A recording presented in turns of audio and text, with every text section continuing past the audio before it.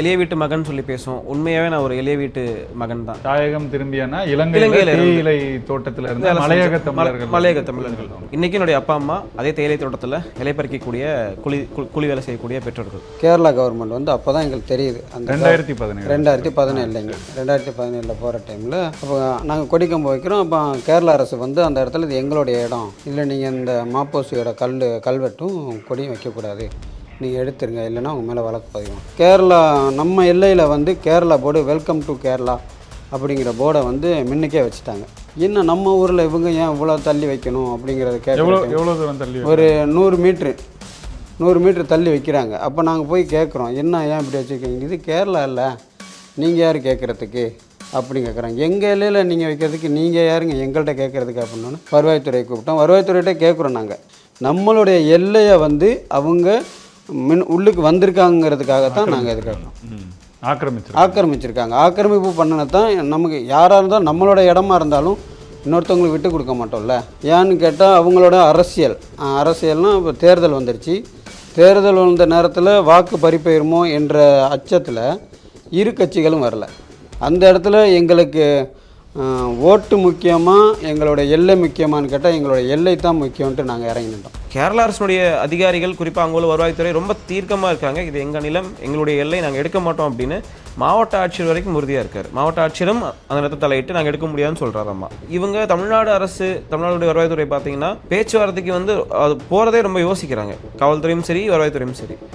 4 மணி வரைக்கும் நாங்கள் பொறுத்திருந்து அதுக்கு மேலே இதுக்கான நடவடிக்கை போகாது, அந்த பலகையை எடுக்க மாட்டேன்றாங்க சொன்னதுக்கப்புறம் 40 ஆண்டுகளாக ஒரு குறிப்பிட்ட ஒரு கிராமத்தில் மின்சாரமே இல்லாமல் இருக்குது. 2026 இருக்கோம், 21ஆம் நூற்றாண்டில் வாழ்கிறோம்.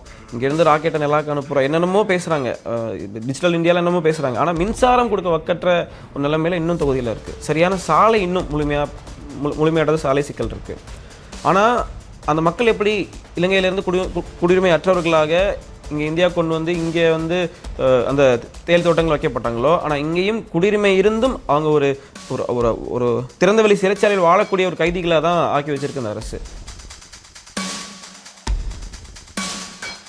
வேங்கை வலையொலி உறவுகளுக்கு வணக்கம். நம்ம தொடர்ச்சியாக வேட்பாளர்களை நேர்காணல் எடுத்துக்கிட்டு இருந்தோம். இன்றைக்கும் ஒரு வேட்பாளர் எடுக்க போகிறோம், கூடவே அவரோட இன்னொருத்தரையும் சேர்த்து எடுக்கிறோம். காரணம் என்னென்னா, கூடலூரில் இப்போது தமிழ்நாட்டின் எல்லை பகுதிக்குள்ள கேரளா ஒரு ஊடுருவலை செஞ்சிருக்கு. அது எல்லாரும் பார்த்துருப்போம், செய்தியாச்சு. அங்கே என்ன நடக்குது அதை பற்றின முழுமையான செய்திகளை தெரிஞ்சுக்கிறதுக்கு தான் குறிப்பாக இந்த நேர்காணலும். நம்மளோட கூடலூர் தொகுதியின் நாம் தமிழர் கட்சி வேட்பாளர் கார்த்திக் அவர்களும் அங்கே கூடலூர் பகுதியை சேர்ந்த மண்டல செயலாளர் மாரிமுத்து அவர்களும் இணைஞ்சிருக்கிறாங்க. 2 பேருக்கும் வணக்கம். வணக்கம். வணக்கம். நீங்கள் நாம் தமிழர் கட்சியின் கூடலூர் வேட்பாளராக அறிவிக்கப்பட்டிருக்கீங்க. உங்களை பற்றின ஒரு சிறிய அறிமுகத்தை சொல்லுங்கள், அங்கேருந்து தொடங்க. கார்த்திக் நாம் தமிழ் கட்சியினுடைய கூடலூர் தொகுதி வேட்பாளராக அண்ணா அறிவிச்சிருக்காருண்ணா.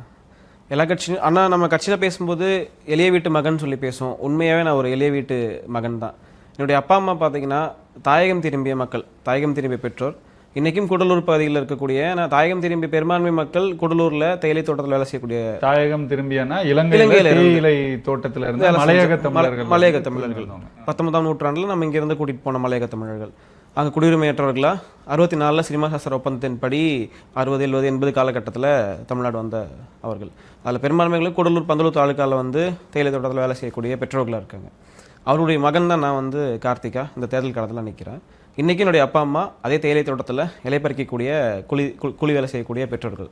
இன்றைக்கும் என்னுடைய அப்பா அம்மா இன்றைக்கும் இந்த வேலை செஞ்சுட்டு இருக்காங்க. அவருடைய மகனாக தான் இந்த அரசியல் காலத்தில் நாம் தமிழ் கட்சியுடைய வேட்பாளராக அந்த நான் காலத்தில் போட்டியிடுறேன். நான் பிஎஸ்சி கம்ப்யூட்டர் டெக்னாலஜி படிச்சிருக்கேன், இளங்கலை கணினி தொழில்நுட்பம் முடிச்சுட்டு கட்சியில் 2013 காலகட்டத்திலேருந்து தொடர்ச்சியாக இயங்கிட்டு இருக்கேன்.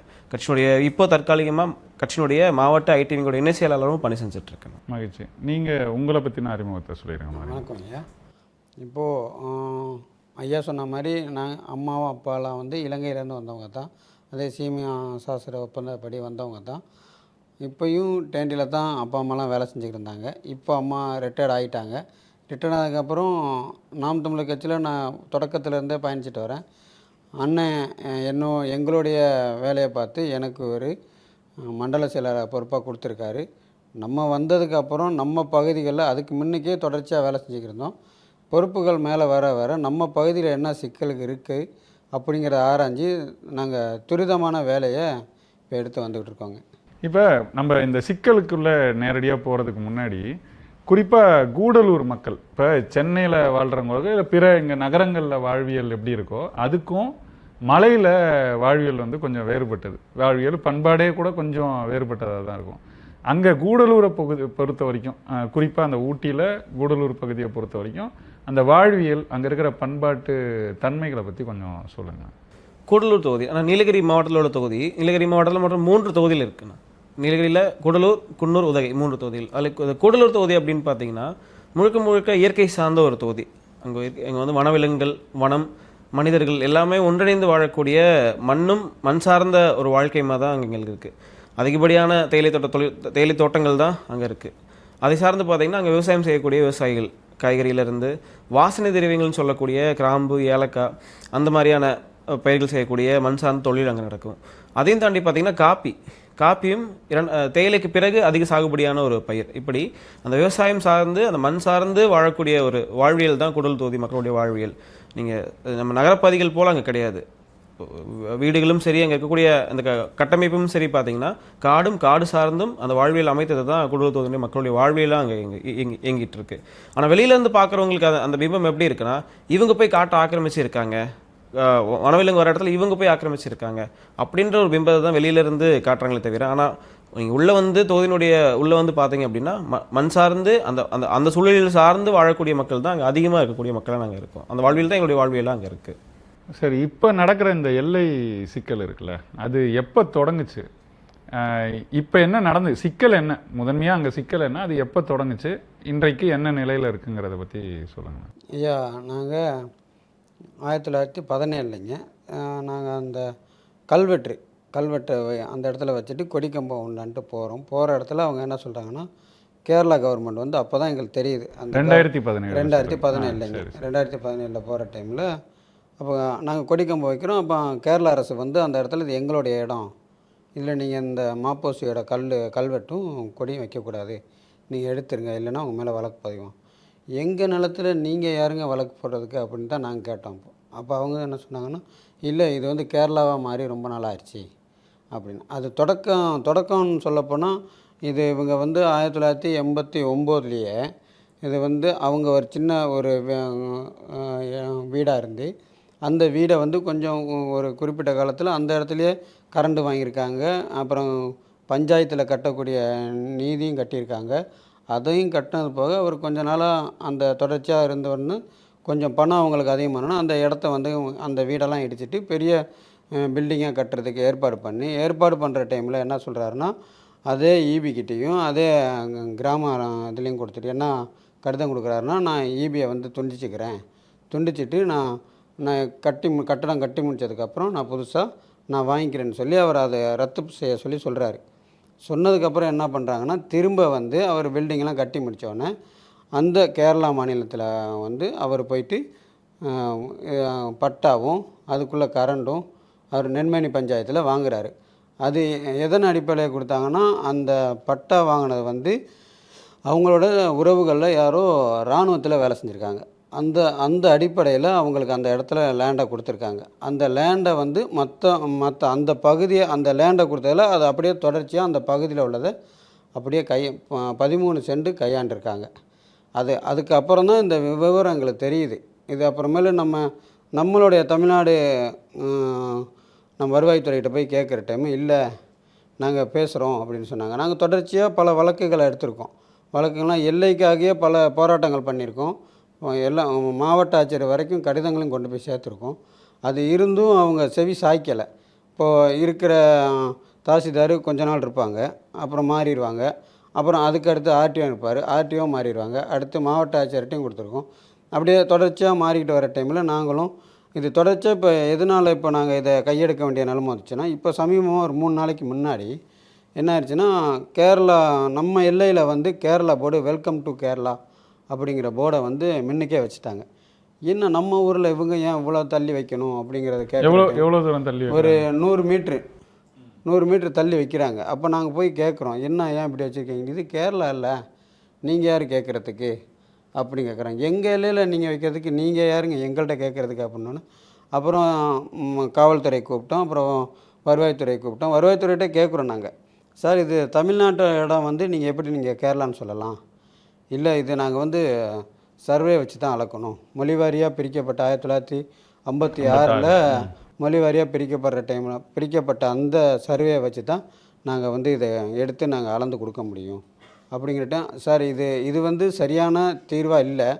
நீங்கள் இரு மாநிலத்தில் உள்ள ஆட்சியர்களும் சேர்ந்து அதுக்கான முடிவை எடுக்க வேண்டிய தருணத்தில் இருக்கோம். இப்போது நாங்கள் வந்து கேரளாவில் ஒரு பிரச்சனை நடக்கிற டைம் கூட அந்த இடத்துல நாம் தமிழர் கட்சி சார்பாக நாங்கள் அங்கே போயிருக்கோம். அங்கே போய் அவங்களுக்கு ஆதரவாக கொடுத்துருக்கோம். அதாவது ஏன்னா இரவு நேர போக்குவரத்து தடை செய்யப்படுறான்னு சொல்லியிருந்த டைமில் அப்போ நாம் தமிழர் கட்சி சார்பாக பத்தேரிங்கிற ஏரியாவுக்கு நம்ம இங்கேருந்து ஒரு ஊர்வலமாக ஒரு 150-200 பேராக போய் அவங்களுக்கு எதிரானவங்களும் கிடையாது. நம்மளுடைய எல்லையை வந்து அவங்க உள்ளுக்கு வந்திருக்காங்கிறதுக்காகத்தான் நாங்கள் எதிர்க்கிறோம். ஆக்கிரமிச்சிருக்காங்க. ஆக்கிரமிப்பு பண்ணின தான் நமக்கு யாராக இருந்தாலும் நம்மளோட இடமா இருந்தாலும் இன்னொருத்தவங்களுக்கு விட்டு கொடுக்க மாட்டோம்ல. கேரளாக்காரவங்களுக்கு நாங்கள் எதிரியும் கிடையாது. அந்த உறவுகளுக்கு நாங்கள் உதவியும் செஞ்சுருக்கோம். இப்போ சமீபத்தில் ஒரு மண் சரிவு ஏற்பட்டுருந்துச்சு. அந்த மண் சரிவு ஏற்பட்ட டைமில் கூட எங்கள் பகுதியிலேருந்து எல்லாம் போய் தமிழ்நாட்டில் உள்ளவங்க அத்தனை பேருமே நாங்களும் போய் அதுக்கு தகுந்த மாதிரி அங்கேயும் உதவி பண்ணியிருக்கோம். உதவி பண்ணி எல்லாம் நாங்கள் வந்து அவங்களுக்கு எதிரானவர்கள் கிடையாது. இந்த எல்லையை எங்கள் பகுதியில் வந்து அவங்க ஆக்கிரமித்த ஒரே ஒரு காரணத்தினால தான் இது போராட வேண்டிய சூழ்நிலை வந்துச்சு. 2017 இருந்தால் முதன்மையாக இது தொடங்குச்சுன்னு சொல்கிறீங்க? ஆமாங்க, 2017 தான் அது முழுமையாக எங்களுக்கு தெரியுதுங்க. அந்த ஜேசிபி வச்சு வேலை செய்யட்டும், ஏன் ஜேசிபி வச்சு வேலை செய்கிறாங்கன்னு கேட்குற டைமில் தான் தெரியுது இது கேரளா லேண்டு. அது எப்படி கேரளா இடமா வந்துச்சு அப்படின்னு கேட்குற டைமில் தான் கூடலூர் சட்டமன்ற, அதாவது நீலகிரி மாவட்டத்திலே ஜேசிபிக்கு அலோடு இல்லைங்க. அப்போ புதுசாக ஒரு இடத்துல வந்து ஒரு ஜேசிபி வேலை செய்யுதுன்னா ஏன் இங்கே வேலை செய்யுதுன்னு கேட்டோன்னா இது வந்து நீலகிரி மாவட்டம் கிடையாது, இது வயநாடுங்கிறனால தான் நாங்கள் வச்சு வேலை செய்கிறோம் அப்படிங்கிற இடத்துக்கு கொண்டு வர டைம் தான் எங்களுக்கு இன்னமும் என்ன எல்லை போதா அப்படிங்கிற ஒரு வயநாடுனா கேரளா மாவட்டம் அந்த ஒரு இடத்துக்கு வந்துட்டோம். ராகுல் காந்தி தான். ஆமாங்க. அப்போ வந்து ராகுல் காந்தி தான் அவங்க நாடாளுமன்ற எம்பியாக இருக்கார். இப்போ தொடர்ச்சியாக நம்ம பகுதியில் உள்ள அதிமுகவில் உள்ளவர் தான் இப்போ வந்து எம்எல்ஏவாக இருக்கார். அன்றைய தினத்துக்கு வந்து யாருமே வந்து போராடுறாங்கங்கிற அந்த இடத்துக்கு யாரும் வந்து நிற்கலை. ஏன்னு கேட்டால் அவங்களோட அரசியல்னால் இப்போ தேர்தல் வந்துருச்சு. தேர்தல் வந்த நேரத்தில் வாக்கு பறிப்போயிருமோ என்ற அச்சத்தில் இரு கட்சிகளும் வரல. அந்த இடத்துல எங்களுக்கு ஓட்டு முக்கியமாக எங்களோட எல்லை முக்கியமானு கேட்டால் எங்களோட எல்லை தான் முக்கியம்ன்ட்டு நாங்கள் இறங்கி நின்றோம். அந்த எல்லையை மீட்டுட்டால் நம்ம மக்கள் இருந்தால் நம்ம என்ன வேணாலும் பண்ணலாம்.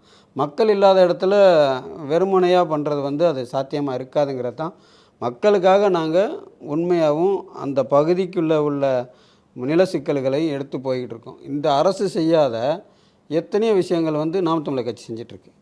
தெருவிளக்கு இல்லாமல், வீடுகளுக்கு கரண்ட் இல்லாமல் நம்மளால் இருக்க முடியுங்களா? இத்தனை 40-50 வருஷமாக கரண்டுகளே இல்லாமல் இருக்காங்க. ஒரு ஆதிவாசி ஒரு கிராமத்துக்கு போகிறோம், அந்த ஏரியாவில் கரண்டே இல்லை, அவங்களுக்கு வீடே இல்லைங்க, குடிசையில் இருக்காங்க. அப்போ அது சம்மந்தமாக போய் நம்ம ஆர்டிஓக்கிட்ட எல்லாத்திட்டையும் பேசி இமிடியேட்டாக நீங்கள் இந்த ஏரியாவுக்கு நீங்கள் கரண்டு கொடுத்தே ஆகணும். கரண்டு கொடுக்காத பட்சத்தில் நாங்கள் எங்களுடைய இதை நாங்கள் பண்ண வேண்டியது வரும். ஏன்னா நம்மளால் இருக்க முடியுமா? ஒரு வீடு கரண்ட் இல்லாமல் நம்மளால் ஒரு மணி நேரம் இருக்கிறதுக்கு வாய்ப்பு இருக்கா? கிடையாது. அவங்க 45 வருஷமாக கரண்ட் இல்லாமல் பிள்ளைங்க படிக்கிற வந்து அந்த மண்ணெண்ணெய் விளக்கில் வச்சு தான் படிக்கிறாங்க. அப்படி இருக்க டைமில் எப்படி சார்னோன்னா அதுக்கு ஒரு உடனடியாக எடுத்து பண்ணி ஃபஸ்ட்டு ஒரு 8 போஸ்ட்டை போட்டு ஒரு ஆதிவாசி கிராமத்துக்கு ரெடி பண்ணி கொடுத்தேன். நடைபாதையே இல்லாமல் இத்தனை வருஷ காலம் 52 வருஷ காலமாக அந்த பகுதியில் ஒரு இறப்பு இருந்துட்டால் கூட ஒத்தையடி பாதையில் தான் தூக்கிட்டு போகிறது வரதெல்லாம். அதையும் போய் இதே நாம் தமிழர் கட்சி இதே 2 ஆட்சிகளும் செய்யாததை அந்த பகுதிகளில் போய் 8 அடி சிசி ரோடாக கொண்டு போய் ஒரு 200 மீட்ரு வரைக்கும் அந்த பகுதியில் கொடுத்துட்டு தான் வந்தோம். அப்புறம் அது இல்லாமல் இப்போ மசனகுடி ஏரியா இப்போ ரீசெண்டாக நாங்கள் போகிறோம், புலி அடிச்சிருச்சு ஒரு ஏரியாவில். அந்த ஏரியாவில் தலையோட ஒரு அம்மாவை துண்டிச்சிருச்சு. அந்த ஏரியாவுக்கு போகிற டைமில் அந்த சொல்கிறாங்க, இல்லை இந்த ஏரியாவில் விளக்கே இல்லை, மின்சாரமே இல்லை. அவங்க எதுனா தகர ஷெட்டில் தான் வீடு கட்டியிருக்காங்க. அவங்க வந்து மின்சார வேலைக்காக வந்தவங்க. அவங்களுக்கு அந்த டைம் கரண்ட்டு கொடுத்தாங்களாம். அவங்க வேலையெல்லாம் முடிஞ்சோடனே அந்த கரண்ட்டை அவங்க எடுத்துக்கிட்டாங்க, தகர செட்டுன்னு சொல்லி. அப்புறம் இவங்க இருளில் தான் இத்தனை வருஷ காலமாக வாழ்ந்தாங்க. அதை நாங்கள் போய் பார்த்தோன்னே இல்லை இது வரைக்கும் யாருமே எங்களை கண்டுக்கலை, அப்படின்ட்டு நாங்கள் மின்சாரத்தில் சோலார் விளக்கை கொண்டு போயிட்டு அங்கே வச்சு நாங்கள் 2 விளக்கு வச்சு கொடுத்தோம். வச்சு கொடுக்குற டைமே நான் சொன்னேன், இன்றைக்கி தான் இந்த ஏரியாவுக்கு வந்திருக்கேன், ஆனால் நாங்கள் வந்திருக்கோம், இதை நாங்கள் சரி பண்ணி தரோம் அப்படின்னு. இல்லை எல்லாருமே எல்லா கட்சிக்காரங்களும் இதை தான் சொல்கிறாங்க, நீங்களும் இதை தான் சொல்கிறீங்க அப்படின்னாங்க. அப்போது ஒரே ஒரு விஷயமா சொன்னோம், அம்மா எல்லா கட்சியும் வேறு, நாங்கள் வேறம்மா, நாங்கள் செய்ய முடிகிறத தான் நாங்கள் சொல்லுவோம், இல்லாட்டி உங்களோட நின்று போராடுவோம் அப்படின்னு. நாங்கள் அதுக்கு தகுந்த மாதிரியே முறையாக போய் எல்லா பகுதிகளுக்கும் போய் இந்தந்த மாவட்ட ஆட்சியர்கிட்ட போய் இந்த மாதிரி இருக்குது, இந்த மாதிரி பிரச்சனையாக இருக்குது, இந்த பகுதிகளில் கொடுத்துட்டீங்க, கொடுத்தாச்சுங்க. என்ன சொல்கிறாங்க இந்த அரசே, என்ன பதில் சொல்லுது? இல்லை அங்கே இருக்கிற கலெக்டராக இருக்கட்டும் அவங்கெல்லாம் என்ன சொல்கிறாங்க இதுக்கு? இப்போது எல்லைக்கு வந்து கலெக்டர் என்ன சொல்கிறாங்கன்னா, நான் வந்து வயநாடு கலெக்டர்கிட்ட பேசிட்டேன், அதை அகற்ற சொல்கிறேன் அப்படின்னு. அவங்க என்ன சொல்கிறாங்கன்னா, அகற்றக்கூடாது அப்படின்னு சொல்லி அதை போஸ்ட்டுக்கு கீழேயே வந்து காவல்துறையை குமிச்சு வச்சுருக்காங்க, தடியோடு நிறுத்தி வச்சுருக்காங்க. நம்மளோடதை ஒருத்தவங்க அபகரிச்சுட்டு அந்த இடத்துல அவங்க பாதுகாப்பு கொடுக்குறதுங்கிறது வந்து நமக்கு எந்த அளவில் அந்த மன வலிக்குங்கிறது காவல்துறை, கேரளா காவல்துறைங்க. ஆமாம், நான் அதே பக்கத்தில் வந்து சோதனை சாவடி இருக்குது, சோதனை சாவடி பக்கத்தில் வனத்துறை சோதனை சாவடி இருக்குது. 2 பேரும் இருக்கிற டைமில் அதே வருவாய்த்துறை தான் இதையும் பார்த்துக்கிட்டு இருக்காங்க. அப்படி இருக்க டைம் நம்ம நிலத்தில் வந்து ஊன்ற டைம் நாங்கள் போய் கேட்குறோம், நம்ம கிராம அலுவலர்கிட்டே கேட்குறோம், என்ன சார் உங்கள் முன்னுக்கே ஊனியிருக்காங்க, நீங்கள் கேட்காம இருக்கீங்க, நாங்கள் சொல்ல அவங்க கேட்காம ஊனிட்டு போகிறாங்க, அப்போ நீங்கள் போலீஸ்க்கு நீங்கள் தகவல் கொடுக்க வேண்டியது தானே. அப்போ சொன்னதுக்கு இல்லை, நாங்கள் இவங்கள தான் நாங்கள் இது பண்ணுறதுக்கு இருந்தோம். அப்புறம் சமீபத்தில் இப்போ 2ஆம் தேதி தான் அவங்க கொண்டு போயிட்டு அவங்க ஒரு புகார் கொடுத்துருக்காங்க காவல் நிலையத்தில். அதில் கொடுத்து நாங்களும் ஒரு எந்த காவல்துறை? தமிழ்நாடு காவல்துறைக்கிட்ட கொண்டு போய் எருமாடோட காவல் நிலையத்தில் கொடுக்குறாங்க. 2ஆம் தேதி கொடுக்குறாங்க. அதே சப்ஜெக்ட்டு நாங்கள் எல்லை இந்த மாதிரி பண்ணியிருக்காங்கங்கிறத நாங்களும் கொண்டு போயிட்டு எங்களுக்கு தெரியாது அவங்க கொடுத்துருக்காங்க கொடுக்கலங்கிறது. சிஎஸ்ஆர் கேட்குற டைம் தான் அவங்க சொல்கிறாங்க, இதே கம்ப்ளைண்ட் வந்து கிராம அலுவலரும் கொடுத்துருக்காங்க, எப்படி சிஎஸ்ஆர் 2 பேர்த்துக்கு ஒன்றா கொடுக்குறது அப்படின்னாங்க. சார் தகவல் வேறையாக இருந்தாலும் ஒன்றா இருந்தாலும் கொடுத்தவங்க வேறு, அவங்க கிராம அலுவலர் கொடுத்தது வேறு, நாங்கள் கொடுத்தது வேறு, 2 பேர்த்துக்கு சிஎஸ்ஆர் கொடுங்க அப்படின்னா. கலெக்டரோட இது என்னென்னா மேலே வச்சுருக்கேன், மேலே அதிகாரிகளுக்கும் வச்சுருக்கேன், என்னோட செக்ரட்டரிக்கும் வச்சுருக்கேன், அவங்க என்ன பதில் சொல்கிறாங்களோ அதை வச்சு தான் நாங்கள் பண்ண முடியும். அடுத்த கட்டம். இப்போ இதில் கேரளா அரசு நீங்கள் காவல்துறையை குவிச்சிருக்கிறாங்கன்றீங்க, அரசா அவங்க பக்கத்தில் இருக்கிற மாவட்ட ஆட்சியர்லாம் இருப்பாங்க, கலெக்டர்லாம் இருப்பாங்க இல்லையா, அவங்களாம் என்ன சொல்கிறாங்க, அவங்க நடவடிக்கை எப்படி இருக்குது இதில்? அவங்களோட ஒரே ஒரு இது என்னென்னா, நம்மளோட இடம் அப்படின்னு தான் அவங்க நிற்கிறாங்க, இது வரைக்கும் நம்மளோட இடம் தான் நிற்கிறாங்க. இப்போ மொழிவாரி மாநிலமாக பிரிக்கப்பட்ட டைமில் ஆறுகளையும் ஓடைகளையும் ஒரு ஏதாச்சும் அசைக்க முடியாத, அதை மாற்ற முடியாத ஒரு இடத்த மையமாக வச்சு தான் எல்லைகளாக மாற்றிருக்காங்க. அந்த எல்லைகளாக மாற்றினதுக்கு முதல் காரணம் என்னென்னா, அந்த தாளூருக்கு முன்னாடி மதராஸுங்கிற ஒரு பெரிய ஒரு கல்வெட்டு இருந்ததே, அந்த ரோடை அகற்றுறதுக்கு அந்த ரோடு பெருசாக பண்ணுற டைமில் அந்த கல்லே இல்லை, நம்மளோட அடையாளத்தோட ஒரு மதராஸுங்கிற அந்த கல்லே இல்லை, அந்த இடத்துல கல் இல்லைன்னா ரோடு அது வரைக்கும் அகலப்படுத்திட்டாங்க. அந்த பகுதியில் அது இந்த கல்லே இல்லைன்னா என்ன, மாயக்கல்லுங்க, பெரிய கல், பெரிய மாயக்கல் இருக்கும் இல்லைங்களா, நம்ம ரோட் சைடில் போகிற டைமில் சின்னதாக போட்டிருப்பாங்க பாருங்கள். ஆமாம், இங்கேருந்து உதாரணமாக சொன்னால் சென்னை அப்படின்னு போட்டிருப்பாங்க, அது மாதிரி பெரிய கல்லாம் 500 கிலோமீட்டர் அப்படின்னு அந்த மாதிரி போட்டுருவாங்க, அது மாதிரி பெருசாக இவ்வளோ ஹைட்டெல்லாம் இருக்கும், நல்லா நம்ம ஆள் ஹைட்டுக்கு போட்டிருந்தாங்க. அந்த கல்லே காணோம். அப்போ அது எப்படி நான் எடுத்துகிட்டு போகிறது, நாங்கள் அப்போ போராடக்கூடிய சூழ்நிலை தான்.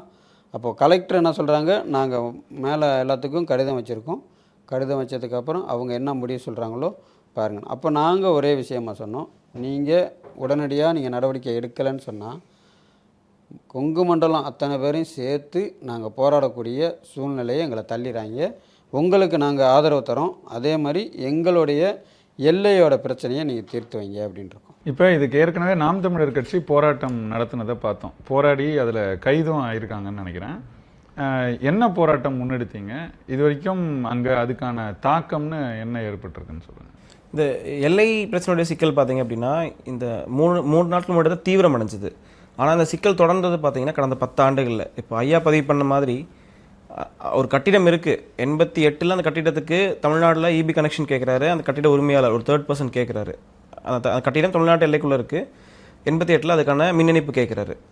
2015 வரைக்கும் அதுக்கான மின் இணைப்பு வந்து பார்த்தீங்க அப்படின்னா தமிழ்நாடுடைய மின் இணைப்பு போகுது, அதுக்கான வரி செலுத்திட்டு இருக்காரு. அதுக்கான சொத்து வரியும் தமிழ்நாடு இதுக்கு செலுத்திட்டு இருக்காரு. 2015 டெமாலிஷ் பண்ணும்போது ஐயா பதிவு பண்ண மாதிரி டெமாலிஷ் பண்ணும்போது தான் ஏன்னா டெமாலிஷ் பண்ணும்போது அவர் ஜேசிபி பயன்படுத்துறாரு. ஜேசிபிக்கு அந்த மாவட்டத்தில் தடை இருக்குது, நீலகிரி மாவட்டத்தில். அப்போ அது எப்படின்ற கேள்வி போகும்போது இல்லை இது கேரளா பகுதின்ற மாதிரி வருது. சிக்கல் அங்கே தான் உருவாக ஆரம்பிக்குது. 2015 தொடர்ச்சியாக 15 நாம் தமிழர் கட்சி போராட்டத்தை முன்னெடுக்கிறோம். இது எப்படி அவங்க எல்லைன்னு சொல்ல முடியும் அப்படின்ற ஒரு தனி நபருக்காக எப்படி ஒரு மாநிலம் இன்னொரு மாநிலத்துடைய நிலத்தை ஒரு எல்லையை வந்து பட்டா போட்டு கொடுக்க முடியுன்ற ஒரு கேள்வி அங்கே மிகப்பெரிய கேள்வி எழும்புது. இப்போ இந்த சிக்கலில் நீங்கள் பார்த்தீங்க அப்படின்னா 2016-17 காலகட்டத்தில் தொடர்ச்சியாக அந்த சிக்கல் போய்கிட்டே இருக்குது. நாங்கள் தொடர்ச்சியாக போராட்டங்களை முன்னெடுக்கிறோம். அந்த எல்லைக்குள்ளே போய் அந்த எல்லைக்குள்ளே நம்முடைய இடம் அது. அந்த இடத்துல போய் நாம் தமிழர் கட்சி கொடிக்கம்பத்தை வைக்கிறோம். அமைதியாக இருக்காங்க, எதுவும் நம்மளை எதிர்ப்பு தெரிவிக்கல. மாப்போசியோட ஒரு கல்வெட்டை வைக்கலாம் அப்படின்னு சொல்லி கட்சி சார்பாக முடிவு பண்ணி அந்த கல்வெட்டையும் அந்த கொடிக்கம்பம் பக்கத்தில் வைக்க எடுத்து போகும்போது அனுமதி மறுக்கப்படுது. எங்களுக்கு இது கேரளா நிலம், இங்கே வைக்கக்கூடாது நீங்கள், எங்களுக்கு அனுமதி மறுக்கப்படுது. அப்பையும் தொடர்ச்சியாக நாங்கள் போராடுறோம். ஒரு சில மாதங்களுக்கு பிறகு அந்த கொடிக்கம்பமே அங்கேருந்து அகற்றப்படுகிறது. அப்போ அந்த கொடிக்கம்பத்தை காணான்னு சொல்லி வழக்கு பதிவு நாங்கள் பண்ணுறோம். அந்த எர்மாடு காவல் நிலையத்தில், அந்த 15 காவல் நிலையத்தில் வழக்கு பதிவு பண்ணி சிஎஸ்ஆர் போடுறோம். அதுவும் அப்படியே தொய்வாக போய்கிட்டு இருக்கு. அதுக்கான தீர்வு வரல. இந்த சிக்கல் தொடர்ச்சியாக நீண்டு கொண்டே போகும்போது இது மிகப்பெரிய சிக்கலாக மாறினது இந்த 3 நாளைக்கு முன்னாடி. இப்போ என்ன சிக்கல் அப்படின்னா, அங்கே வந்து கேரளா அரசு வந்து ஒரு பேருந்து நிலையம் கட்டுறதுக்கான வேலைகளை நடத்து கிட்டத்தட்ட ஒரு 51 கோடி ரூபாய் செலவில் ஒரு பேருந்து நிலையம் கட்டலாம் அப்படின்ற மாதிரியான மிகப்பெரிய பேருந்து நிலையம் கட்டலாம்னு சொல்லி திட்டமிடுறாங்க. அப்போ இந்த திட்டமிடலுக்கு வந்து அந்த இடம் வந்து நம்முடைய நிலம், அவங்க கட்டுற இடம் நம்முடைய நிலம், சிக்கல் இருக்கக்கூடிய நிலம் இது. அப்போ அதுக்கு முன்னோட்டமாக தான் இந்த பலகை, அறிவிப்பு பலகை அப்படின்றது இந்த எல்லைக்குள்ளே வைக்கப்படுகிறது. இது வச்சுட்டாங்க அப்படின்னா, அறிவிப்பு பலகை வச்சுட்டாங்க அப்படின்னா அவங்க இடமா மாற்றப்படும் போது அங்கே பேருந்து நிலையம் அவங்க ரொம்ப எளிதாக கட்டிக்கலாம் அப்படின்றதான் இங்கே எழக்கூடிய சிக்கலாக இருக்குது. அந்த பேருந்து நிலையத்தை கேரளாவுடைய முதலமைச்சரை திறந்து வைக்க போகிறாருன்ற தகவலும் எங்களுக்கு வந்தது. அப்போ அதை தடுத்து நிறுத்தணும் அப்படின்னா இந்த பலகை வந்து வச்சது மாலை 4ஆம் தேதி மாலை அந்த பலகை வைக்கிறாங்க. அப்போ 4ஆம் தேதி இரவே கட்சியினுடைய பொறுப்பாளர்கள், மண்டல செயலாளர் உட்பட கூட இருக்க பொறுப்பாளர்கள்லாம் போய் அதை எதிர்த்து கேட்குறாங்க. இந்த எப்படி அனுமதி இல்லாமல் வைக்கிறீங்க, இது யாருடைய இடம் அப்படின்றத நம்ம தீர்மானிக்கல, சிக்கல் போய்கிட்டு இருக்கு, தொடர்ச்சியாக வழக்குனா மாவட்ட ஆட்சியர்கிட்டையும் வருவாய்த்துறையிட்டையும் இது சம்மந்தமாக பேசிக்கிட்டு இருக்கோம், நீங்கள் எப்படி வைக்கலான்னு கேள்வி வரும்போது இல்லை இது எங்கள் நிலம் அப்படின்னு ரொம்ப ஸ்ட்ராங்காக கேரளா அரசு வந்து அதை ஃபைட் பண்ணி அந்த போர்டை வைக்கிறாங்க. அதன் பிறகு பார்த்தீங்க அப்படின்னா சரி அன்றைக்கி இரவு வந்து பேச்சுவார்த்தை நடக்கும்போது அடுத்த நாள் காலையில் வாங்க பேசிக்கலாம்னு சொல்லி அனுப்பிடுறாங்க. ஏன்னா இரவு நேரம் அப்படின்றனால பேசலை. மீண்டும் அடுத்த நாள் காலையில் 10 மணிக்கு கூப்பிடுறாங்க. 10 மணிலேருந்து மாலை 4 மணி வரைக்கும் தொடர்ச்சியான பேச்சுவார்த்தை. இந்த பேச்சுவார்த்தை அப்படின்றது நீங்கள் கவனிச்சிங்கன்னா கேரளா அரசு அதிகாரிகளுக்கும் எங்களுக்குமான பேச்சுவார்த்தை இல்லை. நம்முடைய அரசு அதிகாரிகள், நம்முடைய வருவாய்த்துறை அரசு அதிகாரிகள், கிராம நிர்வாக அலுவலர்கள், காவல்துறை அதிகாரிகள் இவங்களோட நம்ம கட்சி சார்பாக நம்ம பேச்சுவார்த்தை நடத்திட்டு இருக்கோம். நீங்கள் கேளுங்க, கேரளாவில் கேளுங்க, இது எந்த அனுமதியில் வைக்கிறாங்க, இது யாருடைய நிலம் முடிவு பண்ணி அவங்க வைக்கிறாங்க அப்படின்றத நீங்கள் மாவட்ட ஆட்சியிட்ட கேளுங்க, அங்கே உள்ள வருவாய்த்துறையிட்ட கேளுங்கன்னு சொல்லி பேச்சுவார்த்தை நடத்தி எந்த உடன்பாடும் இல்லை. கேரளா அரசுடைய அதிகாரிகள் குறிப்பாக அங்கே உள்ள வருவாய்த்துறை ரொம்ப தீர்க்கமாக இருக்காங்க, இது எங்கள் நிலம், எங்களுடைய எல்லை, நாங்கள் எடுக்க மாட்டோம் அப்படின்னு மாவட்ட ஆட்சியர் வரைக்கும் உறுதியாக இருக்கார். மாவட்ட ஆட்சியரும் அந்த இடத்தை தலையிட்டு நாங்கள் எடுக்க முடியாதுன்னு சொல்கிறாரம்மா.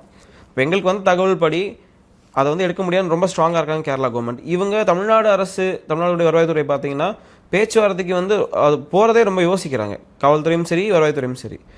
4 மணி வரைக்கும் நாங்கள் பொறுத்திருந்து அதுக்கு மேலே இதுக்கான நடவடிக்கை போகாது, அந்த பலகையை எடுக்க மாட்டேன்றாங்க சொன்னதுக்கப்புறம் போராட்டத்தில் நாங்கள் இறங்க ஆரம்பிச்சிட்டோம். அப்பையும் கூட நம்ம கட்சி அந்த வன்முறையிலுமே ஈடுபடலை. சரியான முறையில் சாலை மறியல் பண்ணோம். சாலை மறியல் பண்ணி அதுவும் நம்ம எல்லைக்குள்ளே உட்பட்டு தான் நம்ம உட்காந்து சாலை மறியல் பண்ணோம். ஏன்னா 2 மாநில சிக்கல்ன்றதை நாங்கள் யோசித்தோம். நம்ம எல்லைக்குள்ளே உட்காந்து இதை நீங்கள் உடனடியாக எடுக்கணும் அப்படின்னு சொல்லி நம்முடைய காவல்துறைக்கு நம்ம வலியுறுத்துகிறோம். இதில் குற்றச்சாட்டு நாங்கள் எங்கே வைக்கிறோம் அப்படின்னா அத்துமீறி வச்சது கேரளா அரசு. நாம் தமிழர் கட்சி வன்மையை கண்டிக்கிறோம், குற்றச்சாட்டை வைக்கிறோம். அதை விட இன்னும் 200 மடங்கு குற்றச்சாட்டை தமிழ்நாடு வருவாய்த்துறை மேலேயும், தமிழ்நாடு அரசு மேலேயும், தமிழ்நாடு மாவட்ட நிர்வாகத்தின் மேலேயும் நாங்கள் வைக்கிறோம். ஏன்னா அத்துமீறி வந்த கேரளா அரசை கைகட்டி வேடிக்கை பார்த்தது தமிழ்நாடு அரசு. 2015 இந்த சிக்கல் வரும்போதே அப்பயே இதுக்கான ஒரு நிரந்தர தீர்வை, இப்போ 56 மொழிவாரி மாநிலம் பிரிக்கப்பட்ட பொழுது என்ன எல்லை வரையறுக்கப்பட்டது அப்படின்ற ஒரு தீர்வு அந்த இடத்துல வச்சிருந்தாங்க அப்படின்னா இந்த சிக்கல் இத்தனை ஆண்டுகளாக நீடிச்சிருக்காது. இப்போ நடக்கக்கூடிய அந்த பழகி வச்ச போராட்டம் ஒரு பதட்டமான சூழ்நிலையை உருவாக்கியிருக்காது. அப்போ இதை கைகட்டி இத்தனை ஆண்டுகள் வேடிக்கை பார்த்தது இந்த வருவாய்த்துறை அலுவலர்கள், இந்த மாவட்ட நிர்வாக அலுவலர்கள், அரசு அதிகாரிகள், மாவட்ட ஆட்சியர் உட்பட மாறி மாவட்ட ஆட்சியில் வந்துட்டு போகிறாங்க. ஆனால் சிக்கலை யாரும் தீர்த்து வைக்கல. அது இப்போ மிகப்பெரிய உச்சநிலைக்கு அடைந்து இன்றைக்கி ஒரு போராட்ட களமாக போய் அண்ணன் செந்தமிழன் சீமான் நான் தமிழ்நாடு முழுக்க எல்லை மீட்பு போராட்டத்தை அறிவிக்க வேண்டிய சூழ்நிலை ஏற்படும்ன்ற ஒரு பத்திரிகையாளர் சந்திப்பை கொடுக்கறதுக்கும் இது வழிவகை செய்தது வந்து தமிழ்நாடு அரசு தான். இது அப்பயே அவங்க எடுத்து சிக்கலை தீர்த்திருந்தாங்கன்னா இந்த சிக்கல் உதவி வந்திருக்காது. அப்போ அதனால இந்த சிக்கல் உருவாக காரணமே முதன்மை காரணம் நம்முடைய அரசு அலுவலர்கள், நம்முடைய தமிழ்நாடு அரசு தான் அப்படின்றத இந்த திராவிட மாடல்னு பீற்றிக் கொள்கிற இங்க இருக்கிற அரசு, இந்த அரசு தான். நீங்க பாருங்க, கன்னியாகுமரியில வந்து நம்முடைய கனிம வளங்களை வெட்டி எடுத்துட்டு போறாங்க. அது அது எவ்வளவு பெரிய சிக்கல் உருவாகி இருக்குன்றது இன்னைக்கு எல்லா சமூக ஊடகத்திலையும் மெயின் ஸ்ட்ரீம் மீடியாவில் நம்ம பார்க்குறோம். அதே மாதிரி பார்த்தீங்கன்னா அங்கே எப்படி மலைகளை வெட்டி கனிம வளத்தை எடுத்துகிட்டு போகிறாங்களோ அந்த மாதிரி இங்கே கேரள அரசு அத்துமீறி நம்முடைய எல்லையும் எடுத்துகிட்டு போகிறதுக்கு, நம்முடைய நிலத்தையும் எடுத்துகிட்டு போகிறதுக்கு தயாராக இருக்காங்க. அங்கே வேடிக்கை பார்த்த அதே திராவிட மாடல் அரசு இங்கேயும் வேடிக்கை பார்க்க ஆரம்பிச்சிருக்குது. ஆனால் நாம் தமிழர் கட்சி அந்த இடத்துல நாங்கள் விடலை. எங்களுக்கு வந்து தேர்தல் அரசியலும் வாக்கு அரசியலையும் தாண்டி மக்கள் அரசியல் ரொம்ப முக்கியம், மண் அரசியல் ரொம்ப முக்கியம். அதை சரியாக செய்யணும்னு அந்த இடத்துல நாங்கள் நின்று போராடுறோம்.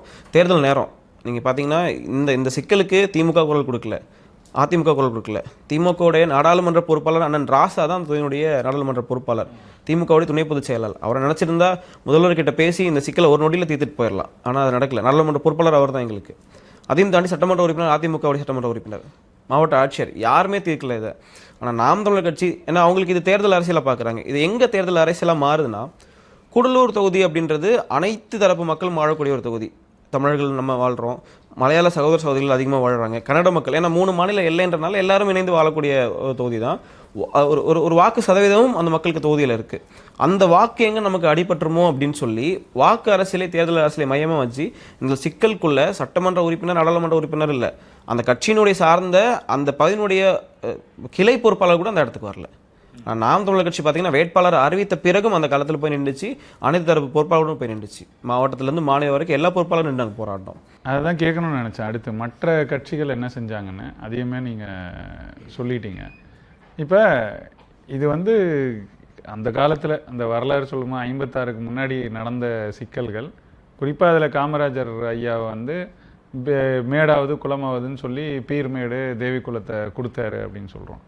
அதுக்கு பிறகு தொடர்ச்சியாக இந்த கண்ணகி கோயில் சிக்கல் வரட்டும், முல்லை பெரியார் சிக்கல் வரட்டும், இப்போது இந்த கூடலூர் சிக்கல் வரட்டும், எல்லா இடத்துலையும் கேரளா வந்து தமிழ்நாட்டு பகுதிகளை ஆக்கிரமிக்கிறதுக்கான வேலைகளில் தொடர்ச்சியாக ஈடுபடுறதாகவும், இந்த மின் இணைப்பு போட்டு அந்த ஊர்களுக்கு வந்து தங்கள் அரசின் சார்பாக மின் இணைப்பை போட்டு வாங்கிக்கிறது, அது வரைக்கும் முன்னாடி மாதம் வரைக்கும் தமிழ்நாட்டு அரசு கட்டிடுவாங்க. அப்படியே அது மாறுது. ஆனால் இங்கே ஒரு செய்தி கூட ஆகலை. இந்த மாதிரி சிக்கலை நம்ம தொடர்ச்சியாக பார்க்குறோம். ஏன்னா ஆந்திராவில் கூட ஒரு கிராமத்தில் இதே மாதிரி நடந்திருக்கு. அப்போ இதுக்கு அங்கே ஏற்கனவே எல்லை போராட்டத்தை பற்றி ஓரளவுக்கு எல்லாருக்கும் தெரியும். குறிப்பாக அதில் இந்த எல்லையோரங்களில் வாழ்கிறவங்களுக்கு ரொம்ப நல்லா தெரிஞ்சிருக்கும். இது தெரிஞ்சுமே இந்த மாதிரி சிக்கல் தான் இன்னமும் இருக்கு. அங்கே மற்ற கட்சிகள் யாருக்கும் இந்த விழிப்புணர்வு கூட இல்லை, வந்து போராடுறதும் இல்லை, இல்லையா? மற்ற கட்சிகளை தான் முழுக்க இது அரசியலை தான் பார்க்குறாங்க. ஏன்னா இது பேசணும் அப்படின்னா இது 2 இனத்துக்குமான ஒரு விரோதமாக மாறும் அப்படின்றதுல அவங்க வந்து முடிவு பண்றாங்க. ஆனா அது அப்படி கிடையாது. அவங்க வந்து அங்க மலையாளிகளுடைய வாக்கு பாதிக்கப்படும் அப்படின்றது தான். ஏன்னா இது தேர்தல் அரசியல், வாக்கு அரசியலையும் தாண்டி மண்ணுக்கான அரசியல்னு நம்ம பார்க்க வேண்டியது இருக்கு இல்லையா? நீங்க இப்ப பாருங்க, டிஜிட்டல் சர்வேன்னு ஒரு சர்வே எடுக்கிறோம். இந்த டிஜிட்டல் சர்வே இப்போ லேட்டஸ்டாக வரக்கூடிய சர்வே. இந்த சர்வேல பார்த்தீங்க அப்படின்னா இப்போ இந்த 13 சென்ட் தான் இப்போ முக்கியமான சிக்கல் இருக்கக்கூடிய அந்த நிலம். ஒரு 200 மீட்டர் தள்ளி அங்கே அந்த பதாகை வச்சிருக்காங்க. இப்போ அதையும் தாண்டி எங்களுக்கு இப்போ கிடைச்ச ஒரு தகவல் என்னன்னா, டிஜிட்டல் சர்வே மூலமா இன்னும் ஒரு 10 ஏக்கர் வந்து உள்ள வர்றாங்க கேரளா, அந்த அதே தாளூர் பகுதியில் அப்படின்ற இன்னொரு அதிர்ச்சிக்குரிய தகவல் இப்போ எங்களுக்கு வந்துட்டு இருக்கு. அப்போ நாங்கள் இன்னும் அடுத்த கட்டத்துக்கு இந்த போராட்டத்தை எடுத்துகிட்டு போனால் அதை குறித்து நாங்கள் ஆய்வு பண்ண வேண்டியது இருக்கு. இப்போ கொஞ்சம் ஒரு 13 சென்ட், ஒரு 200 மீட்டர், அதையும் தாண்டி இப்போ இன்னும் 10 ஏக்கர் உள்ள வரத்துக்கான வேலைகளை டிஜிட்டல் சர்வே மூலமா கேரளா அரசு பண்ணுது அப்படின்ற தகவல் கிடைக்கும் போது எங்களுக்கு இது எப்படி எடுத்துக்கிறது? கொஞ்சம் கொஞ்சமா கிட்டத்தட்ட ஒரு 2-3 ஆண்டாவே இந்த டிஜிட்டல் சர்வே சிக்கல் போய்கிட்டு அதுல என்ன பண்றாங்கன்னு கொஞ்சம் விளக்குங்க. அந்த டிஜிட்டல் சர்வேல அப்படின்னு பாத்தீங்கன்னா நம்முடைய வரையறுக்கப்பட்ட எல்லையும் தாண்டி அவங்க உள்ள வந்து சர்வே பண்றதுக்கான வேலைகள் நடக்குது. ஏன்னா அதுக்கு முன்னாடி நடந்த சர்வேக்கெல்லாம் அப்படி இல்லை. இப்போ மொழிவாரி மானியம் பிரிக்கப்பட்ட பொழுது இப்போ ஐயா சொன்ன மாதிரி ஒரு ஆறு, ஒரு பாலம், அந்த பாலத்துக்கு அந்த பக்கம் கேரளா, பாலத்துக்கு இந்த பக்கம் தமிழ்நாடுன்றா வரையறுக்கப்படுது. அதுதான் அங்கே ஒரு அடையாளமாக வைக்கப்படுது. அந்த டிஜிட்டல் சர்வே அப்படின்றத தாண்டி பார்த்தீங்கன்னா அது எல்லையோரம்னால கொஞ்சம் கொஞ்சமாக ஆக்கிரமிப்பு பண்ணி இவங்க இடங்களை வாங்கி வீடுகள் கட்டி அங்கே இருக்குது. அது கொஞ்சம் கொஞ்சமாக டாக்குமெண்டேஷன், அவங்களுடைய அந்த குடியிருப்புக்கான அடையாள சான்றுகள் எல்லாமே கேரளா அரசுக்கிட்ட வாங்குறது. அப்படி கொஞ்சம் கொஞ்சமாக உள்ள வாங்கி டிஜிட்டல் சர்வே மூலிமா அந்த பகுதியை அப்படியே முழுமையாக வந்து அந்த பகுதிக்குள்ளே கொண்டு போகிறதுக்கான வேலை செய்கிறாங்க. இதில் நம்ம நுட்பமாக என்ன விளங்கிக்கணும் அப்படின்னா, மற்ற மாநிலம் இப்போ கேரளாவோ இல்லை ஆந்திராவோ கர்நாடகாவோ கூட இந்த வேலைகளில் தீவிரமாக செயல்படுது. ஆனால் தமிழ்நாட்டில் இருக்கக்கூடிய அரசு இதை என்ன செய்யுது அப்படின்றத சிக்கலாக இருக்குது. எல்லையா டிஜிட்டல் சர்வே மூலிமா உள்ளே வந்து ஆக்கிரமிச்சுக்கிட்டு இருக்கான், அதுக்கும் வாய் திறக்கல. ஆக்கிரமிச்சு இப்போ பதாகி வைக்கிறான், அதுக்கும் வாய் திறக்கல. அந்த இடத்துல கட்டிடம் கட்டுறான், நம்ம நிலத்துக்கு கேரளா அரசு பட்டா கொடுக்குது, அதுக்கும் வாய் திறக்கல. அப்போது நாங்கள் என்ன கேட்குறோன்னா, ஒருவேளை இந்த மண்ணிற்கான மகன் இந்த மண்ணை ஆண்டிருந்தால் அந்த சிக்கல் இருந்திருக்காதோ அப்படின்ற மிகப்பெரிய கேள்வி தான் எங்களுக்கு எழுது. யாரோ மண்ணை யாரோ ஆண்டா அது எந்த மண் போனா என்ன, எந்த மலை போனா என்ன, எந்த கவலையும் இல்லாமல் அவங்க இருக்காங்க. ஆனால் நாங்கள் அப்படி இருக்க முடியாது. அந்த மண்ணுக்கான மக்களுக்கான அரசியலை நம்ம அண்ணன் தலைமையில் செஞ்சுட்டு இருக்கனால நாங்கள் அதை மீட்டெடுக்கிறதுக்கு நிற்கிறோம். அதனால் இந்த டிஜிட்டல் சர்வேன்றது இன்னொரு பேரதிர்ச்சியாக எங்களுக்கு வந்து நிற்கிது அப்படின்றது தான் நாங்கள் இதில் பதிவு பண்ண வேண்டியது. மகிழ்ச்சி. இப்போ நீங்கள் வேட்பாளராகவும் இருக்கீங்க, ஏற்கனவே அறிவிக்கப்பட்டிருக்கீங்க, நீங்கள் போய் களத்தில் வேலையும் தொடங்கிட்டீங்க. முதன்மையான சிக்கல்களை இப்போ இது ஒரு சிக்கலை வந்து விரிவாக பேசிட்டோம். இது தவிர வேற என்ன முதன்மையான சிக்கல்களா ஒரு 3 சிக்கல்கள் அந்த மாதிரி சொல்லணும்னா எதெல்லாம் நீங்க முன்வைப்பீங்க? கூடலூர் தொகுதி தனித்தொகுதி, கூடலூர் தொகுதி தனித்தொகுதி. தனித்தொகுதின்னு கொடுக்குறதே அரசு ஒதுக்குறதே பார்த்தீங்கன்னா அந்த பிற்படுத்தப்பட்ட அந்த மக்களுடைய வாழ்வியல் மேம்பாட்டிற்கு தான். ஏன்னா அவங்களுக்கு வந்து அந்த வாய்ப்பு கொடுக்கும்போது அந்த மக்களுடைய வாழ்வியல் மேம்படுத்த முடியும் பொருளாதார ரீதியாக அப்படின்னு தான் அந்த வாய்ப்பு கொடுக்குது. ஆனால் கூடலூர் தொகுதி தனித்தொகுதியாக இருந்தாலும் தனித்து விடப்பட்ட ஒரு தொகுதியாக தான் இத்தனை ஆண்டுகள் ஆட்சி செய்த அந்த ஆட்சியர்கள் மாற்றி வச்சுருக்காங்க. தொகுதியில் சிக்கல் இருக்கலாம், ஆனால் ஒட்டுமொத்த தொகுதியாக அங்கே சிக்கலாக தான் மாறி நிற்கிது. எப்படின்னு பார்த்தீங்கன்னா, இப்போது ஐயா சொன்ன மாதிரி பேசும்போது 50-60 ஆண்டுகளாக இந்த 2 ஆட்சியாளர்கள் மாறி மாறி ஆள்றாங்க. 40 ஆண்டுகளாக ஒரு குறிப்பிட்ட ஒரு கிராமத்தில் மின்சாரமே இல்லாமல் இருக்குது. 2026 இருக்கோம், 21ஆம் நூற்றாண்டில் வாழ்கிறோம். இங்கேருந்து ராக்கெட்டை நிலாக்கு அனுப்புகிறோம், என்னென்னமோ பேசுகிறாங்க, டிஜிட்டல் இந்தியாவில் என்னமோ பேசுகிறாங்க. ஆனால் மின்சாரம் கொடுக்க வக்கற்ற ஒரு நிலைமையில் இன்னும் தொகுதியில் இருக்குது. சரியான சாலை இன்னும் முழுமையானது சாலை சிக்கல் இருக்குது. அதையும் தாண்டி பார்த்தீங்கன்னா, தாயகம் திரும்பிய மக்கள் சினிமா சாஸ்திர ஒப்பந்தத்தின்படி கூடலூர் பந்தலூர் பகுதியில் குடியமர்த்தப்பட்ட தாயகம் திரும்பிய மக்கள் மிக பெரும்பான்மையான மக்கள் அந்த தொகுதியில் இருக்காங்க. அந்த மக்களுடைய வாக்கு அங்கே யார் சட்டமன்ற உறுப்பினராக வெல்லணுன்றது தீர்மானிக்குது. அந்த மக்களுடைய வாக்கு தான் அங்கே தீர்மானிக்கப்படுகிறது. ஆனால் அந்த மக்கள் எப்படி இலங்கையிலேருந்து குடியுரிமை அற்றவர்களாக இங்கே இந்தியா கொண்டு வந்து இங்கே வந்து அந்த தேயிலை தோட்டங்கள் வைக்கப்பட்டாங்களோ, ஆனால் இங்கேயும் குடியுரிமை இருந்தும் அவங்க ஒரு ஒரு திறந்தவெளி சிறைச்சாலையில் வாழக்கூடிய ஒரு கைதிகளாக தான் ஆக்கி வச்சிருக்கு இந்த அரசு. எந்த ஒரு அடிப்படை வசதியும் கிடையாது அங்கே வாழக்கூடிய அந்த டான்டி அப்படின்னு சொல்லக்கூடிய தேயிலை தோட்ட மக்களுக்கு. அங்கே வந்து சரியான முறையான சம்பளம் கிடையாது, குடியிருப்பு வசதிகள் கிடையாது. நீங்கள் குடியிருப்புன்னு சொன்னீங்க அப்படின்னா 64, 70, 80 அவங்க வராங்க. வரும்போது என்ன குடியிருப்பு கட்டி கொடுத்தாங்களோ அந்த குடியிருப்பு தான் இப்போ வரைக்குமே இருக்குது. அது மறுசீரமைப்பு கூட பண்ணி கொடுக்கல. இப்போ நமக்கு ஒரு வீடு இருக்கும், வீட்டில் கழிவறை இருக்கும். கழிவறை எங்கே இருக்கும்? வீட்டில் அட்டாச்ட் பாத்ரூமாக இருக்கும், இல்லை வீட்டுக்கு பின்னாடி இருக்கும். ஆனால் டாண்டி மக்களுக்கு அவங்க கட்டி கொடுத்த கழிவறை எப்படி இருக்குன்னா, அங்கேருந்து ஒரு 200-300 மீட்டர் தாண்டி ஒரு காட்டு பகுதியில் கழிவறை கட்டி கொடுத்துருப்பாங்க.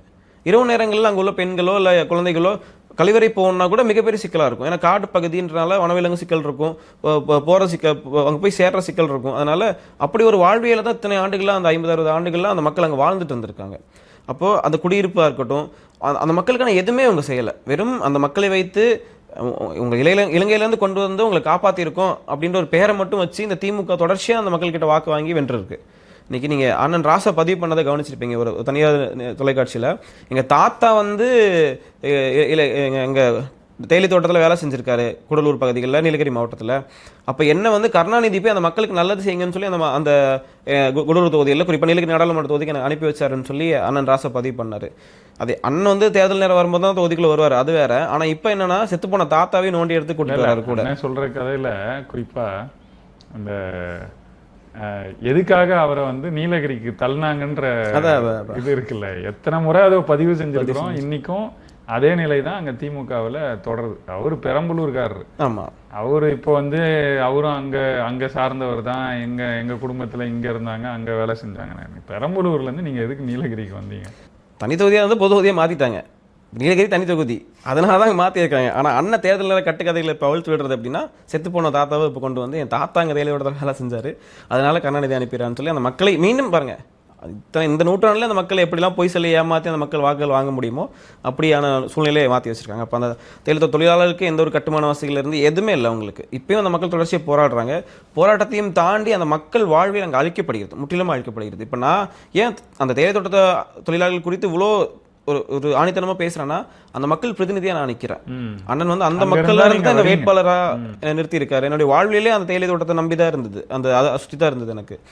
அப்போது அந்த மக்களுடைய வாழ்வில் முழுமையாக அங்கே அழிக்கப்படுது அப்படின்னா, அங்கே வந்து வாழக்கூடிய மக்கள் ஒரு 60 வயசு வரைக்கும் வேலை செய்கிறாங்க. அதன் பிறகு ஓய்வு பெறுவாங்க. இப்போது இலங்கையில் அங்கே வாழ வழி இல்லாமல் இங்கே வராங்க. இங்கே வந்து இந்தியா வந்து அவங்களுக்கு தேயிலை தோட்டங்களை அமைச்சு கொடுத்து வீடுகள் கட்டி கொடுத்து வாழ வைக்கிறாங்க. அது சொந்த வீடுகள் கிடையாது, அந்த டாண்டி நிர்வாகத்துடைய வீடுகள், அந்த லைன் வீடுகள்னு சொல்லக்கூடிய வீடுகள் தான்.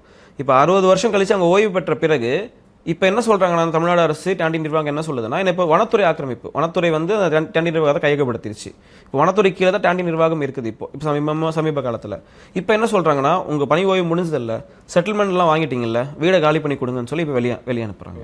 இப்போ அந்த மக்கள் இப்போ எங்க போகுதுன்னு தெரியாம நாடற்றவர்களாக 55 ஆண்டுகளுக்கு மேல நீங்க சொல்ற கணக்கு பார்க்கும்போது அவ்வளவு நாள் இருந்த இடத்துல இருந்து அவங்களை வெளியே 3-4 தலைமுறையா அந்த மண்ணில் வாழ்ந்தவங்க. சாதாரண ஒரு காடுகளில் இது பன்மைப்படுத்தி அதை வந்து தேயிலை தோட்டங்களை மாற்றி அதன் மூலியமா ரத்தத்தை சிந்தி நம்ம ஒரு தேநீர் குடிக்கிறோம், எவ்வளோ சுவையாக இருக்குது அந்த தேநீர் நமக்கு. ஆனால் அந்த தேநீரில் லட்சக்கணக்கான தொழிலாளர்களுடைய ரத்தம் கலந்துருக்கு. அந்த மக்களுடைய அந்த ரத்தத்தை சிந்தி அட்டைப்பூச்சி கடியில், வெயிலில், மழையில் உழைச்சி, காய்ச்சலாக இருந்தாலும் சரி அந்த வேலைக்கு போனால் மட்டும்தான் அவங்க வாழ்வியல் இருக்குன்ற அந்த நிலைமையில கூட உழைச்சி அந்த டேண்டி அப்படின்னு சொல்லக்கூடிய அந்த நிர்வாகத்துக்கு மிகப்பெரிய வருமானத்தை அந்த தொழிலாளர்கள் ஈட்டி கொடுத்துருக்காங்க. ஆனால் இன்னைக்கு டேண்டி நிர்வாகம் நஷ்டத்தில் போகுதுன்ற ஒரு கணக்கை காமிச்சு அந்த மக்களை அங்கேருந்து வெளியேற்றதுக்கான வேலையை வந்து இந்த நிர்வாகம் செய்யுது. டேண்டி நிர்வாகம் நஷ்டம்னு சொல்லுது. இப்போ நம்ம என்ன கேள்வி வைக்கிறோம்னா, ஒரு நிர்வாகம் நஷ்டத்துக்கு போன காரணம் யாரு? அந்த நிர்வாகம் செய்யக்கூடிய நிர்வாக அதிகாரிகளா, அங்கே இருக்கக்கூடிய தொழிலாளர்களா? அவங்க உழைப்பு இலையை பறிச்சு கொடுக்குறது. நீங்கள் எவ்வளோ கிலோ கேட்குறீங்க, இலையை பறிச்சு கொடுக்குறாங்க. அதை வந்து மிகப்பெரிய சந்தை பொருளாதாரமாக மாற்றி உலகளவில் வந்து அதை கொண்டு போய் பொருளாதாரம் பண்ண வேண்டியது யார் வேலை? நிர்வாகிகள் வேலை, அரசு வேலை. அதை அரசு செய்யலை. இப்போ நஷ்டத்துலன்னு சொல்லி அந்த மக்களை வந்து வெளியேற்றுறாங்க. முறையாக அவங்களுக்கான செட்டில்மெண்ட் கொடுத்து முடிக்கிறது கிடையாது. ஓய்வு பெற்றாலும் செட்டில்மெண்ட் வந்து சரியான முறையில் கொடுக்கறது இல்லை. தொடர்ச்சியாக அந்த மக்களை அங்கே வந்து வெறும் வாக்கரசியலை மட்டும் பார்த்து நிறுத்தி மாற்றி வச்சிருக்காங்க. இப்போ அந்த மக்கள் வாழ்வியலை தொலைத்து வேற வழி இல்லாமல் நாடற்றவர்களை மாறி மற்ற மாநிலத்துக்கோ மற்ற மாவட்டங்களுக்கோ பிழைப்பு தேடி மீண்டும் வந்து நாடற்றவர்களை மாறி போகிறாங்க. அது மிகப்பெரிய வழியை அந்த மக்களுக்கு இப்போ ஏற்படுத்தியிருக்கு. அந்த மக்கள் ஓய்வு பெற்ற பிறகு எங்கே போகிறாங்க, என்ன ஆகுறாங்க, ஆயிரக்கணக்கான மக்கள் அப்படி தான் குடிபெயர்ந்து போயிடுறாங்க அப்படின்ற ஒரு எந்த விசாரணையும் கூட அந்த அரசு கண்டுக்கல. இருக்க வரைக்கும் பயன்படுத்திக்கிறாங்க. ஓய்வு பெற்ற பிறகு கடைசி காலத்தில் எங்கேயாவது போய் கிடைக்க வேலை செஞ்சு பொழைச்சிட்டு அப்படியே இறந்துடுறாங்க. இதுதான் நமக்குடைய வாழ்வியல் அங்கே இருக்குது. அப்போ டேண்டி மக்களுக்கும் அந்த அரசு, ஏன்னா டேண்டின்றது பெரும்பான்மை பகுதி கூடலூர் தொகுதியில். அதையும் தாண்டி பார்த்தீங்கன்னா கூடலூர் தொகுதியில் கல்விக்காக இந்த விடியல் அரசு நிறைய விளம்பரங்கள் பண்ணுறாங்க. நாங்கள் வந்து சினிமா நடிகர்கள்லாம் கூப்பிட்டு கல்விக்காக நாங்கள் இவ்வளோ பண்ணுறோன்னு சொல்லி, உயர்கல்வியிலேருந்து பள்ளிக்கல்வியிலேருந்து பண்ணுறோன்னு சொல்லி விளம்பரம் பண்ணுறாங்க. தமிழ்நாடுன்னு சொல்லி கூப்பிடுறாங்க. நான் ஒரு கேள்வி முன் வைக்கிறேன் அந்த அரசுக்கு. கூடலூர் தொகுதியில் இருக்கக்கூடிய கல்லூரிகளில் எத்தனை கல்லூரிகள் இருக்குன்னு அரசுக்கு மூலம் தெரியுமா? அங்கே இருக்கிற நாடாளுமன்ற பொறுப்பாளர் தெரியுமா? அண்ணன் ராசாக்கு தெரியுமா? ஒரே ஒரு அரசு கலை கல்லூரி மட்டும்தான் ஒட்டுமொத்த கூடலூர் தொகுதிக்குமா இருக்கு. ஒரே ஒரு அரசு கலை கல்லூரி. அதுவும் ஒரு குறிப்பிட்ட ஆண்டுகளுக்கு பிறகுதான் அரசு கலை கல்லூரியா மாறி இருக்கு. அது வரைக்கும் பாரதியார் பல்கலை உறுப்பு கல்லூரியாக தான் இருந்தது. ஒட்டுமொத்த மாவட்டத்துக்குமே பொறியியல் கல்லூரி கிடையாது. நீலகிரி மாவட்டத்துக்குமே. இப்போ நாங்கள் பொறியியல் படிக்கணும், நான் ஆக்சுவலாக கோயம்புத்தூருக்கு தான் வரணும், கோவை தான் வரணும். நான் வந்து 12வது முடிச்சோன்னா பொறியியல் படிக்கணும்னு ஆசைப்பட்டு தான் வெளியில் வந்தேன். ஏன்னா எங்களுக்கு பொறியியல் கல்லூரி கிடையாது. அதனால் கோவை வந்து ஒரு கல்லூரியில் சேர்ந்து அதுக்கு பிறகு நான் வந்து பிஎஸ்சி கம்ப்யூட்டர் டெக்னாலஜி மாற்றி படிச்சிட்டேன். பொறியியல் படிக்காமல் அதை மாற்றி படிச்சிட்டேன். ஆனால் அங்கே மாவட்டத்துக்கான பொறியியல் கல்லூரியே கிடையாது. அரசு பொறியியல் கல்லூரி நான் சொல்கிறது, ஒரு தனியார் கல்லூரி இருக்குது, ஆனால் அரசு எந்த கல்லூரியும் கொண்டு வரல. தொகுதியில் ஒரே ஒரு கலைக்கல்லூரி மட்டும்தான். அந்த கலைக்கல்லூரியிலையும் பார்த்தீங்கன்னா பேருக்கு ஒரு டிகிரி படிக்கக்கூடிய கல்லூரியாக தான் இருக்கே தவிர மேம்படுத்தப்பட்ட பாடப்பிரிவுகளோ அப்டேட்டான கோர்சஸோ இல்லைனா வேலைவாய்ப்பு தரக்கூடிய பாடப்பிரிவுகளோ அங்கே கிடையாது. பேருக்கு ஒரு டிகிரி முடிச்சுட்டு அங்கே கிடைக்கிற வேலை செய்யக்கூடிய வாழ்வில் தான் அந்த மாணவர்கள் அங்கே அதிகமாக வாழ்ந்துட்டு இருக்காங்க. அப்போ கல்விக்கும் இவர்கள் எதுவும் செய்யலை அந்த ஆட்சி காலத்தில். அதையும் தாண்டி மருத்துவம் மிகப்பெரிய மாஃபியாவை கூடலூரில் மாற்றிருக்கு. அது என்ன அப்படி சிக்கல் அப்படின்னு பார்த்தீங்கன்னா, ஒரு அரசு மருத்துவமனை இருக்குது, மாவட்ட தலைமை அரசு மருத்துவமனை கூடலூரில் இருக்குது. அந்த அரசு மருத்துவமனைனா ஒரு மருத்துவமனை என்ன வேலை? அரசு மருத்துவமனைனா மக்கள் உயிரை காப்பாற்றுறதுக்கான சேவையை கொடுக்கணும், மருத்துவ சேவையை, தரமான மருத்துவ சேவை கொடுக்கணும். அதை பண்ணுறது கிடையாது அரசு மருத்துவமனை. கூடலூரில் இருக்க அரசு மருத்துவமனை புரோக்கர் வேலையை செய்யுது. நான் அதை எப்படி குற்றச்சாட்டு முன்வைக்கிறேன்னா, எங்களுக்கு கேரளா ரொம்ப பக்கம் அப்படின்றனால பல தனியார் மருத்துவமனைகளுக்கு பரிந்துரை செய்யக்கூடிய வேலையை இந்த அரசு மருத்துவமனை செய்யுது. அங்கே இருக்கக்கூடிய அரசு மருத்துவர்கள் செய்கிறாங்க. இந்த நோய்க்கு இங்கே சிகிச்சை இல்லைங்க, நீங்கள் கேரளா போனீங்கன்னா அங்கே ஒரு ப்ரைவேட் ஹாஸ்பிட்டல் இருக்கும், அங்கே போய் நீங்கள் நல்ல இந்த மருத்துவம் பார்த்துக்கலான்னு சொல்லி ரெஃபர் பண்ணி அங்கே அனுப்புகிற வேலையை தான் அங்கே செய்யுது. ஒருவேளை அங்கே இல்லை, எங்களால் லட்சக்கணக்கில் பணம் செலவு பண்ண முடியாதுன்னா மீண்டும் நாங்கள் வந்து உதகைக்கோ இல்லை கோவைக்கோ வந்து தான் நாங்கள் வந்து மருத்துவம் பார்க்க வேண்டிய சிலை. அப்போ கூடலூர் தொகுதியில் மருத்துவமனையும் சரியாக இல்லை. நீங்கள் கூடலூர் தொகுதியில் பார்த்தீங்கன்னா எப்போ யானை யார் அடிக்கும், எப்போ புள்ளி தாக்கி மக்கள் இறப்பாங்கன்னு தெரியாது. அதுவும் மலை மாவட்டம் அப்படின்றனால விபத்துக்கள் அதிகம் நடக்கக்கூடிய ஒரு இடம். ஒரு உயிரை வந்து சிக்கல் ஏற்படுது காப்பாற்றணும் அப்படின்ற சூழ்நிலை கூட அதை காப்பாற்றுறதுக்கான மருத்துவமனையோ மருத்துவ சேவைகளோ வந்து அந்த தொகுதியில் கிடையாது. அப்போ மருத்துவமனையும் கிடையாது. நீங்கள் அடுத்த கட்டமாக பார்த்தீங்கன்னா கூடலூர் இன்னும் மிகப்பெரிய சிக்கல் வனவிலங்கு சிக்கல். ஏன்னா வனம் சார்ந்த பகுதி, மக்கள் அதோடு ஒன்றிணைந்து வாழக்கூடிய மக்கள் தான் அங்கே வாழ்ந்துட்டுருக்கோம். ஒரு குறிப்பிட்ட காலகட்டத்தில் மட்டும் 200க்கும் மேற்பட்ட உயிரிழப்புகளை வனவிலங்கு தாக்கி அந்த மக்கள் அங்கே இறந்துருக்காங்க. இப்போ நான் பேசிக்கிட்டு இருக்கேன் இன்றைக்கி ஊடகத்தில், உங்கள் ஊடகம் மூலிமா. ஒரு நாளைக்கு முன்னாடி நான் சென்னை வந்துக்கிட்டு இருக்கும்போது தேவர்சொல்ல அப்படின்ற பகுதியில் 2 பேரை ஒரே இடத்துல யானை தாக்கி 2 உயிர்கள் வந்து அங்கே பறி போயிருக்கு. அப்போது வனவிலங்குகள் மூலிமா இவ்வளோ உயிர்கள் இழக்குது, இதுக்கான நீதி விசாரணையோ இல்லை இது குறித்தான ஒரு ஆய்வை கூட இந்த வனவிலங்கு ஏன் ஊருக்குள்ளே வருது, வனத்தில் ஏன் வனத்தை விட்டு ஏன் வெளியே வருது, இது குறித்தான ஒரு விசாரணை ஆய்வை கூட இந்த அரசு பண்ணல. யார் செத்தா என்ன அப்படின்ற மனநிலை மேலே தான் மாறி இருக்காங்க இந்த அரசு. அப்போ எந்த ஒரு அடிப்படை வசதியும் இல்லாமல் ஒடுக்கப்பட்ட திறந்தவெளி சிறைச்சாலையில் வாழக்கூடிய ஒரு கைதிகளாக ஒரு கைவிடப்பட்ட தொகுதியாக தான் கூடலூர் தொகுதி இருக்குது. அப்போ இவ்வளோ சிக்கல்கள் இருக்குது. அதனால தான் இந்த கூடலூர் தொகுதி வந்து நான் முதல்ல பதிவு பண்ணும்போது சொன்னேன், தனித்து விடப்பட்ட ஒரு தொகுதி, தனித்து விடப்பட்ட தொகுதி அப்படின்னு பதிவு பண்ணேன். இவ்வளோ சிக்கலையும் தாண்டி தான் அந்த மக்களுக்காக நாங்கள் நிற்கிறோம். இந்த தேர்தல் காலத்தில் நாங்கள் நிற்கிறோம் நாங்கள் மக்களுக்காக. மிக்க மகிழ்ச்சி, ரொம்ப விரிவாக சொன்னீங்க. இதனால தான் நாம் தமிழர் கட்சி எப்படி இந்த மாதிரி வேட்பாளர்களை தேடி தேடி நிறுத்துறாங்க அப்படின்னு சொல்லி எல்லாரும் வியப்பாக பார்க்குறாங்க. இப்போ இது எல்லாத்துக்கும் நீங்கள் வென்று சட்டமன்ற உறுப்பினராக அண்ணன் சீமானுடன் சட்டப்பேரவைக்குள்ளே போனால் உங்கள் குரல் அதுக்காக ஒலிக்கும். இது எல்லாத்தையும் தீர்வை காண்பீர்கள் அப்படிங்கிறது தான் நீங்கள் முன்வைக்கிற வாக்குறுதி. கண்டிப்பாக இந்த எல்லையில் இருக்கிற சிக்கல் பற்றியும் கொஞ்சம் விரிவாக பேசணும். அப்புறம் குறிப்பாக கூடலூரில் என்னென்ன சிக்கல்கள் இருக்குன்னு பேசணும். அழைப்பை ஏற்று வந்து செய்திகளை பகிர்ந்ததுக்கு மிக்க மகிழ்ச்சி. நன்றி. நன்றி.